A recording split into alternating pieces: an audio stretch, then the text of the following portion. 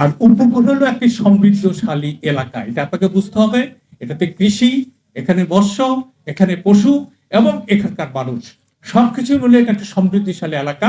এখনো এত কিছুর পরও, প্রান্তিকতার পরেও বাংলাদেশের উপকূল কৃষিতে যেই পরিমাণ সহায়তা দিয়ে থাকে বাংলাদেশের মানুষ, এখনো উপকূলের মানুষ যেই পরিমাণ মৎস্য আহরণ করে সহায়তা দিয়ে থাকে, এখনো এই উপকূলের মানুষ যেভাবে কৃষি সভ্যতার সাথে, কৃষি সংস্কৃতির সাথে অবস্থান করছে, সেই ভিত্তিতে আমরা যে কথাটা বলতে চাই সেটা হলো কি, এটা যদি সত্যিকার অর্থে আপনি উপকূলকে একটি সমৃদ্ধিশালী এলাকায় করতে চান, আমরা যে বলতে, এটা একটা প্রশাসনিক বিকেন্দ্রীকরণ করতে হবে।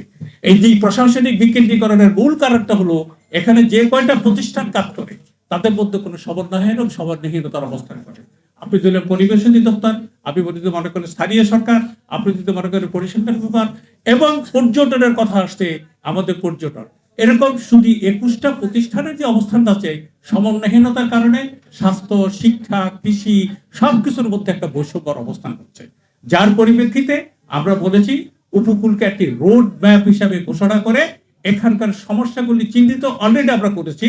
আমরা সেই বিষয়ে এখনকার সরকারের সাথে কথা বলতে চাই, এবং আমাদের রোড ম্যাপ বলবো, যদি আমরা একটা আমব্রেলার মধ্যে, যেটা আমরা বলেছি উপকূলটাকে একটা উন্নয়ন এবং দ্বীপ উন্নয়নের বোর্ডের আন্ডারে নিয়ে আসতে হবে, কারণ বিচ্ছিন্ন দ্বীপ এবং উপকূল এটাকে একটা সমন্বিত পরিকল্পনা আনতে হবে। সেই যদি করি তাহলে আমরা বলতে পারি যে উপকূল তার বিশিষ্ট দৃষ্টিভঙ্গি থেকে জাতীয়ভাবে একটি সহনশীল অবস্থানে যেতে পারবে এবং জাতিকে অনেক বেশি কন্ট্রিবিউট করতে পারবে।